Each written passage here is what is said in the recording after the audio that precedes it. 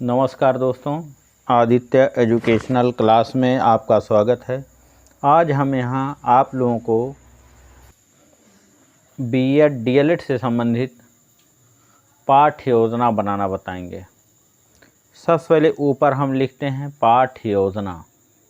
उसके बाद विद्यालय का नाम, जिस विद्यालय में आप को शिक्षण कार्य करना उस विद्यालय का नाम लिखेंगे। छात्राध्यापिका का नाम या छात्राध्यापक का नाम, जो आपका नाम होगा नाम लिखेंगे।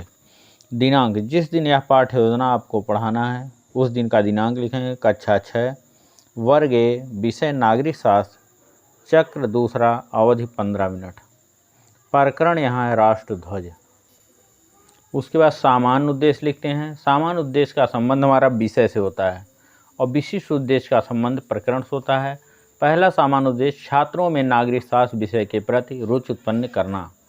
दूसरा, छात्रों को नागरिक शास्त्र की उपयोगिता एवं व्यापकता से परिचित कराना।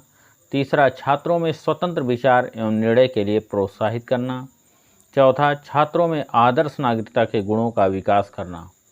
पांचवा, छात्रों को उनके अधिकारों एवं कर्तव्यों से परिचित कराना।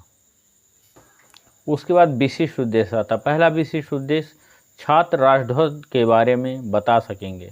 दूसरा, छात्र राष्ट्रध्वज में रंगों की विशेषता बता सकेंगे।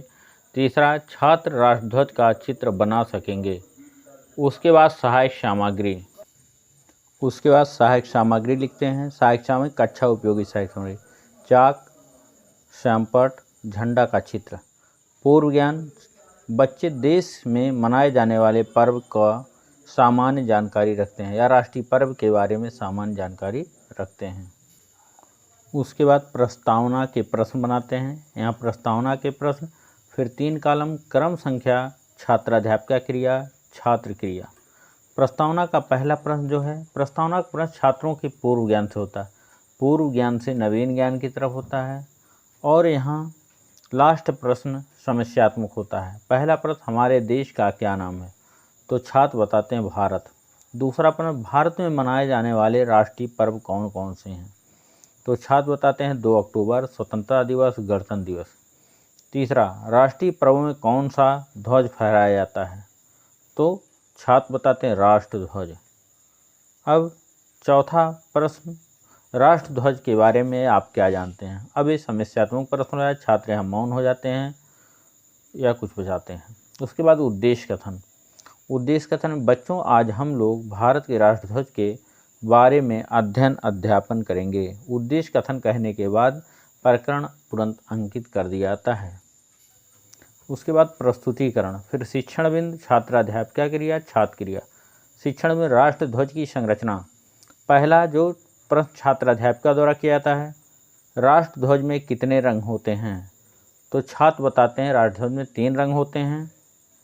दूसरा प्रश्न, राष्ट्रध्वज में रंगों का क्रम क्या है, तो छात्र बताते हैं बीच में सफ़ेद, सबसे नीचे हरा होता है। तीसरा प्रश्न, राष्ट्रध्वज में बने चक्र में कितनी तीलियां होती हैं, तो छात्र बताते हैं 24 तीलियां होती हैं। चौथा प्रश्न, राष्ट्रध्वज की लंबाई व चौड़ाई में कितना अनुपात होता है, तो छात्र यहाँ मौन हो जाते हैं या कुछ बताते हैं। उसके बाद छात्राध्यापिका कथन लिखते हैं। हमारे देश के ध्वज में 3 रंग क्रमशः केसरिया, सफ़ेद एवं हरा रंग है, इसीलिए इसे तिरंगा कहते हैं। सफ़ेद रंग के बीच में चक्र बना होता है जिसमें 24 तीलियां होती हैं। यह चक्र नीले रंग का होता है। राष्ट्रध्वज की लंबाई चौड़ाई का अनुपात क्रमशः 3:2 होता है। राष्ट्रध्वज में केसरिया रंग बलिदान का प्रतीक है, सफ़ेद रंग शांति का प्रतीक है तथा हरा रंग हमारी धरती की हरियाली का प्रतीक है। चक्र उन्नति की ओर अग्रसर होने का प्रतीक है। राष्ट्रध्वज फहराने के कुछ नियम होते हैं जिसका हमें पालन करना चाहिए, जैसे ध्वज फटा पुराना या खराब रंगों वाला ना हो। ध्वज में हमेशा केसरिया रंग ऊपर रहे। सूर्यास्त से पूर्व ध्वज को उतार दें। इसे निजी वाहनों पर तथा परिधान के रूप में कमर के नीचे या अधोवस्त्र के रूप में इस्तेमाल ना करें। फिर छात्राध्यापिका क्रिया, छात्र क्रिया। पहला प्रश्न छात्राध्यापिका द्वारा किया जाता है, ध्वज फहराने के बाद हम क्या गाते हैं? तो छात्र बताते हैं राष्ट्रगान गाते हैं। फिर दूसरा, राष्ट्रगान गाने की अवधि क्या है? तो छात्र बताते हैं 52 सेकंड है। तीसरा प्रश्न, राष्ट्रगान के रचयिता कौन हैं? तो छात्र यहाँ बताते हैं रविन्द्रनाथ टैगोर जी हैं। मतलब राष्ट्रगान के रचयिता रविन्द्रनाथ टैगोर जी हैं। राष्ट्रगान को हमारे संविधान द्वारा कब अपनाया गया? तो छात्र हैं कुछ बताते हैं, मौन हो जाते हैं। उसके बाद छात्राध्यापिका कथन, राष्ट्रीय पर्वों पर ध्वज फहराने के बाद सावधान की मुद्रा में खड़े होकर निश्चित लय एवं स्तर में राष्ट्रगान गाते हैं, जिसके लेखक रविन्द्रनाथ टैगोर जी हैं। राष्ट्रगान गाने में 52 सेकंड का समय लगता है। राष्ट्रगान को हमारे संविधान ने 24 जनवरी 1950 को अपनाया गया। राष्ट्रगान का नाम जन गण मन है। उसके बाद बोध प्रश्न, श्यामपट्ट सारांश। बोध प्रश्न और श्यामपट्ट सारांश। बोध प्रश्न में यहाँ छात्राध्यापिका द्वारा प्रश्न पूछे जाते हैं और उत्तर जो है छात्रों द्वारा दिए जाते हैं और छात्राध्यापिका द्वारा इसके उत्तरों को श्यामपट्ट पर पूरे वाक्यों में अंकित कर दिया जाता है। जैसे पहला प्रश्न, बोध, राष्ट्रगान गाने की अवधि क्या होती है? तो छात्र बताते 52 सेकंड। अब छात्राध्यापिका द्वारा इसको पूरे वाक्यों में श्यामपट्ट पर लिख दिया जाता है कि राष्ट्रगान गाने की अवधि 52 सेकंड है। दूसरा, राष्ट्रगान के रचयिता कौन हैं? रविन्द्रनाथ टैगोर। छात्र बताते रविन्द्रनाथ टैगोर। अब इसके उत्तरों को भी पूरे वाक्यों में लिख दिया जाता है। उसके बाद तीसरा प्रश्न, राष्ट्रध्वज की लंबाई और चौड़ाई का अनुपात क्या है? तो छात्र बताते हैं 3:2। अब इसके उत्तरों को भी छात्राध्यापिका द्वारा पूरे वाक्यों में श्यामपट्ट पर लिख दिया जाता है कि राष्ट्रध्वज की लंबाई और चौड़ाई का अनुपात 3:2 है।